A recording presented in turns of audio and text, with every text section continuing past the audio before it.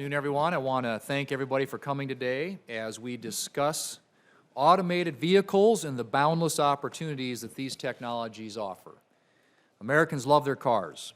Since the automobile first rolled off the assembly line in River Rouge, Michigan, cars in America have offered independence, mobility, and adventure.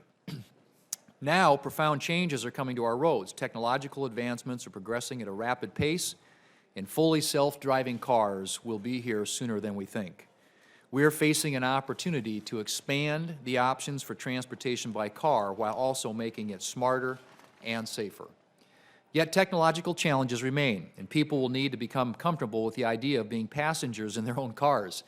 We all like that feeling of control when we hold the steering wheel. But perhaps the greatest hurdle to the deployment of these vehicles may be a regulatory environment with a patchwork of state and federal laws unable to keep pace with these evolving technologies. Everything from driver assist functions like lane departure warnings to completely autonomous vehicles will transform transportation and mobility, profoundly affecting safety issues that have confronted society since the invention of the car.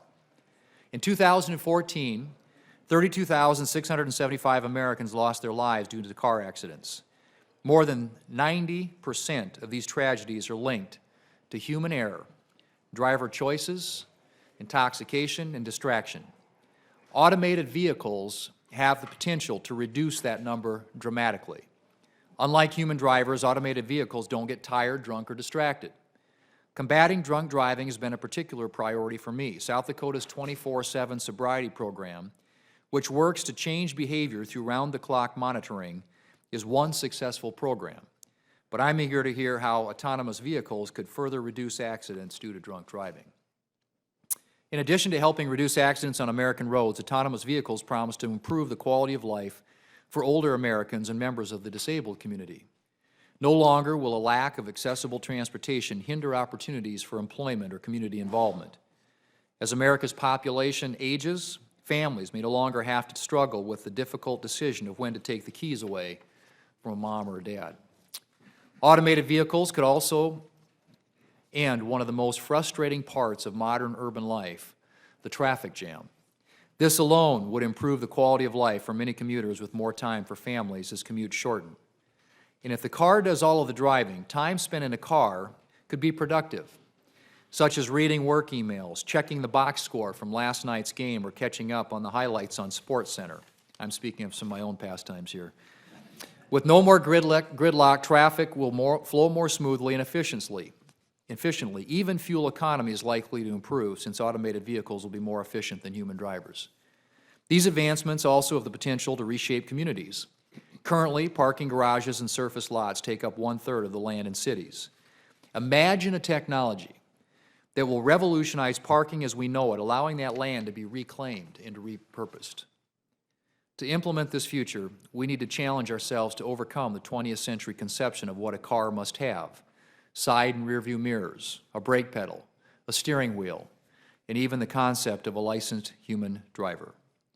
Because so much is possible, we must be careful not to stymie innovation because of a lack of imagination. Federal and state governments may need to rethink how they regulate and license vehicles for the future. We must ensure that the United States remains the cradle of innovation and that we continue to lead the way in the development and deployment of automated vehicles. In addition, questions regarding liability, insurance, privacy, security, and infrastructure need answers. These aren't small things, but none of them is insurmountable. And if Congress, the Department of Transportation, industry, and stakeholders work together, we will see all of the benefits promised. This morning, the committee had the great opportunity to see some of this technology in action when we brought self-drive to Capitol Hill. Continental, Volkswagen, BMW, and Tesla provided vehicles that gave us firsthand experience to see what the future may hold and a preview to the discussions at this hearing. I want to thank them for making those vehicles available. This afternoon, we're joined by witnesses representing Google X, General Motors, Delphi, and Lyft, companies with direct stakes in automated technology. We're also joined by Dr. Cummings from Duke University, who is also a distinguished naval aviator and a returning witness before our committee. Dr. Cummings, thank you for your service to our country. We look forward to hearing from all of our witnesses to learn more about what they're doing in this space and their vision for the future. But before we hear from our witnesses, some will also, by the way, play a short video, assuming the technology works. I'm not sure when we got underway that it did. But before we get to that, first up,